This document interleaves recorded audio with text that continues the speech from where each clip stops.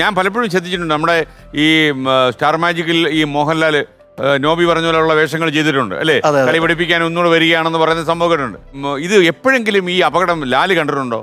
കണ്ടിട്ടുണ്ടെന്നാണ് എന്താ പറഞ്ഞത്? എല്ലാവരും നല്ല അഭിപ്രായമാണ് പറഞ്ഞിട്ടുണ്ട്. കാരണം ഞാൻ ഒരുപാട് സ്കിറ്റിന്റെ സ്പൂഫ് ചെയ്തിട്ടുണ്ട് ഞാനും തങ്കച്ചേനും കൂടെ. അല്ല, ലാൽ സാർ നേരിട്ട് കണ്ടിട്ടില്ല. വല്ലതും പറയൂ. അല്ല, ഇനി ഏതെങ്കിലും സാധനം പുള്ളിക്കൊന്ന് അയച്ചു കൊടുക്കണം. അതെ, കാരണം ലാലേട്ടന്റെ ഏകദേശം നല്ല ഹിറ്റ് മാസ സിനിമകളെല്ലാം സ്പൂഫ് ചെയ്തിട്ടുണ്ട്. പക്ഷെ ഇന്നൊരാരും നെഗറ്റീവ് എല്ലാം അതിന്റെ അതിന്റെ അന്തസത്ത കളയാത്ത രീതിയിലുള്ള. അപ്പൊ ഈ ലാലാകുമ്പോ ഈ മീശ മേലോട്ടം കയറുമോ? എങ്ങനെ അതിന്റെ ഇങ്ങനെ മീശ ഒന്ന് പിരിക്കും സാറേ. പിരിക്കും. പിരിച്ചിട്ടാണോ മറ്റേ ഡയലോഗ് അടിക്കുന്നത്? ചുണ്ടേല് കടിച്ചുപിടി ഉണ്ടല്ലോ, ഒരു കടിച്ചുപിടി ഉണ്ടോ? എങ്ങനെയാ കടിച്ചുപിടി? എങ്ങനെ കണ്ണാടി കണ്ട അപ്പൊ അങ്ങനെ ആയിപ്പോയി. ഇവരെ കിട്ടും ഇപ്പോഴും വട്ടളക്കുമല്ല ഇവിടെ കണ്ണാടി കിട്ടും. അങ്ങനെ നടക്കുള്ളൂ. എനിക്ക് തോന്നുന്നേ ഈ അങ്ങനെ ഈ കടിച്ചു പിടിച്ചുള്ള എയർ കണ്ടിട്ട് നോക്കുമ്പോണ്ടല്ലോ എക്സ്ട്രാ എയർ ഇറക്കുമോ? അപ്പൊ നമുക്ക് LED വാളില് എന്തോ ഒരു സംഭവം വരുന്നുണ്ട്, അപകടം വരുന്നുണ്ട്. ജീവിക്കാൻ ഇപ്പൊ ഒരു മോഹമൊക്കെ തോന്നുന്നു. എന്നെ കൊല്ലാതിരിക്കാൻ പറ്റുമോ?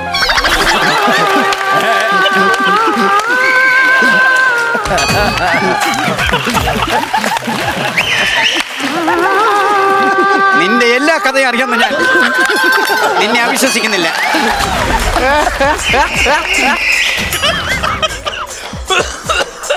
ഒരു കുറ്റവാളിയുടെ അവസാന ആഗ്രഹം സാധിച്ചു കൊടുക്കേണ്ടത് ഒരു ജയിൽ സൂപ്രണ്ടിന്റെ ഡ്യൂട്ടിയാണ്.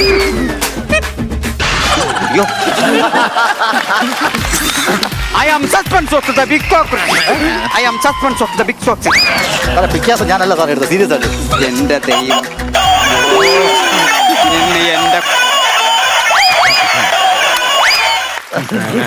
പക്ഷേ പുള്ളി പാൻറെ പിടിച്ചിട്ടുണ്ടല്ലോ ഒരു ഉറപ്പിന് അല്ലേ? തങ്കച്ചൻ വിട്ടുകൊടുത്തിട്ടില്ലേ? ഭയങ്കര വൈറലാണ്. ഇത് ഒരുപാട് വൈറലായിരുന്നു. 15 മില്യന് പുറത്ത് ആൾക്കാർ കണ്ട സ്കിറ്റാണ്. അത്രയും കണ്ടോ? 15 മില്യൻ കണ്ടോ? പുറത്ത് കണ്ടായിരുന്നു. നമ്മുടെ ചാനലിൽ മാത്രമല്ല, പുറത്തുള്ള ഒരുപാട് പേര് കട്ട് ചെയ്തിട്ട് എവിടെ ചെല്ലുമ്പോഴും ഇതിന്റെ ഡയലോഗ് അവർ പറയും. ഈ നോബി ശരിക്കും എക്സാക്ട്ലി വെഞ്ഞാറമൂടുകാരനാണോ? അതോ അവിടുന്ന് എവിടുന്നെങ്കിലും കുടിയേറി വന്നതാണ്? ഇല്ല, അമ്മയുടെ വീട് വെഞ്ഞാറമൂടാണ്. അപ്പന്റെ സ്ഥലം സാറിന്റെ തൊട്ടടുത്താണ്, ഇളമ്പലാണ്. നമ്മുടെ അയൽവാസിയാണ്. ഞാൻ 2ാം ക്ലാസ് വരെ അവിടെയാണ് സാർ പഠിച്ചത്, കുറ്റിക്കോണ സ്കൂളിലാണ്. അവിടുന്ന് വലത് കാലം എടുത്ത് വെച്ചാൽ നമ്മുടെ വീടിന്റെ അടുത്തായി. എടുത്തു വെക്കാൻ എന്റെ ഭാഗ്യം. ഒരുപാട് പഠിച്ചത്. അഖില് എക്സാക്ട്ലി എവിടെയാ? ഞാൻ കവലിയൂര്, ആറ്റിങ്ങൽ. കവലിയൂർ എന്ന് പറയുന്നത് ആറ്റിങ്ങലുള്ള ഗ്രാമമാണോ? ആറ്റിങ്ങൽ വർക്കലയ്ക്ക് ഇടയ്ക്കുള്ള. ഇപ്പം ഈ ചില ആൾക്കാരൊക്കെ അങ്ങ് പ്രശസ്തിയിലേക്ക് കുതിച്ചു വരുമ്പോഴേ അവർ ഈ സ്ഥലപ്പേരം കട്ടി ആദ്യം ഒന്ന് ശ്രദ്ധിക്കപ്പെടാൻ വേണ്ടിയാണ് ആ രാജ്യം അങ്ങ് ആ സ്ഥലം അങ്ങ് ഏറ്റെടുക്കുന്നത്. നോബി ഒന്നും ഏറ്റെടുത്തില്ലല്ലോ.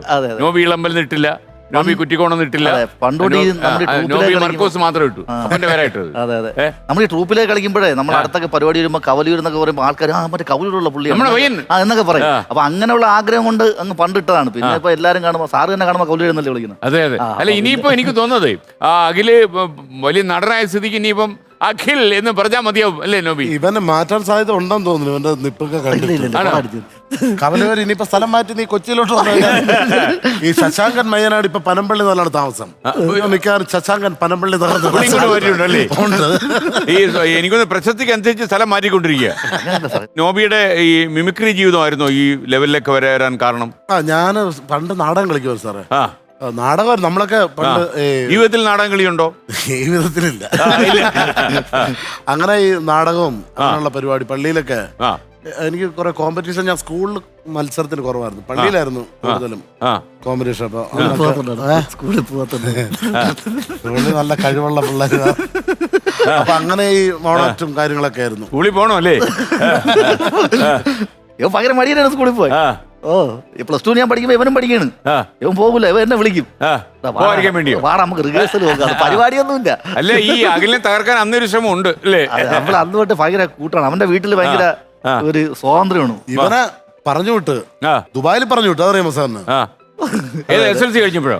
ഇവന്റെ വീട്ടിൽ നിന്ന് പറഞ്ഞു വിട്ടു. ഇവൻ മിമിക്രിയിലേക്ക് ചേക്കേറിയപ്പോ ഇവനെ പയ്യെ ദുബായിലേക്ക് ജോലിക്ക് ഡ്രൈവറായിട്ടല്ലേ? ടിപ്പർ ഡ്രൈവറല്ല, ഞാൻ ഇതായിട്ടാണ് പോയത്, സ്റ്റോർ കീപ്പർ എന്ന് പറഞ്ഞാണ് പോയത്. അവിടെ ഞാൻ ഡ്രൈവറായിരുന്നു. അയ്യോ, എടുക്കാത്ത പണിയൊന്നുമില്ല. അറവാന ഓട്ടിപ്പായിരുന്നു മെയിൻ പണി.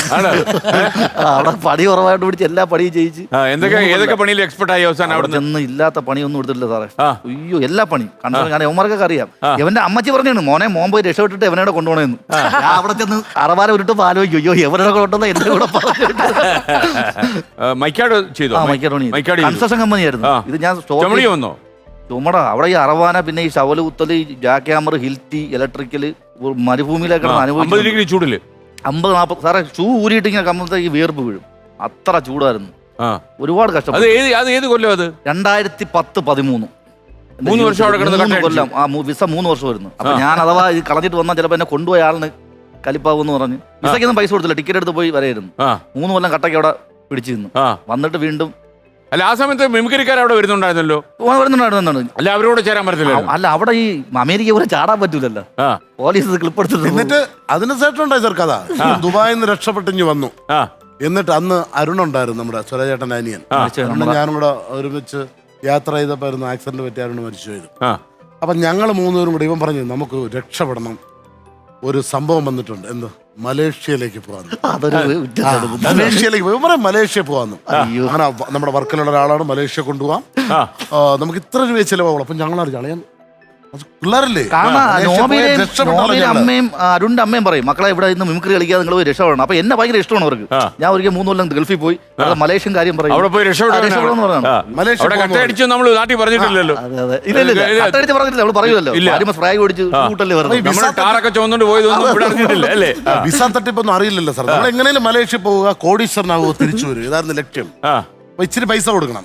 അപ്പൊ അഖിലിന്റെ സുഹൃത്തുക്കളുണ്ട്, എന്റെ 2 കൂട്ടുകാരുണ്ട്, അവര് പോകുന്നുണ്ട്, നമുക്ക് ഒരുമിച്ച് പോവാം. അപ്പൊ നമ്മൾ പ്ലാനായി. പിന്നെ നമ്മൾ എങ്ങനെയാണ് പോണ പരിപാടികളൊക്കെ ആയിട്ട് അവന്മാര് കയറിപ്പോയി മലേഷ്യയിലേക്ക്. ഞങ്ങൾക്ക് പൈസ റെഡി ആയതുകൊണ്ട് ഞങ്ങൾക്ക് പോവാൻ പറ്റിയില്ല. ഈ പോയന്മാരെ ഫ്ലൈറ്റിൽ നിന്ന് ഇറക്കി ഒരു ടെമ്പോയിൽ കയറ്റി ഒരു വനത്തിനകത്ത് കൊണ്ടിട്ടിട്ട് 3 വർഷം കഴിഞ്ഞാണ് തിരിച്ചു. കാട്ടിലിറക്കിയിട്ട് കോടാലി കൊടുത്തിട്ട് പറഞ്ഞു ഇതെല്ലാം മുറിക്കാൻ. കാട് ഈന്തപ്പന നടാൻ വേണ്ടി എന്തോ എണ്ണപ്പന നടാനുള്ള പരിപാടി. അവര് പെട്ടുപോയി. നല്ല പയ്യന്മാരാണ്. 3 വർഷം വെട്ടി 3 കൊല്ലം അവിടെ നിന്നിട്ട് കാരണം ഒരാൾ അവിടെ നിന്ന് ചാടി വേറൊരു വണ്ടി കയറി കൊഞ്ച് ഫാക്ടറിയിലൊക്കെ പോയി ജോലി ചെയ്ത് 3 വഴിക്കാണ് വന്നത്. 6 മാസം കഴിഞ്ഞാണ് ഫോൺ ചെയ്തത്.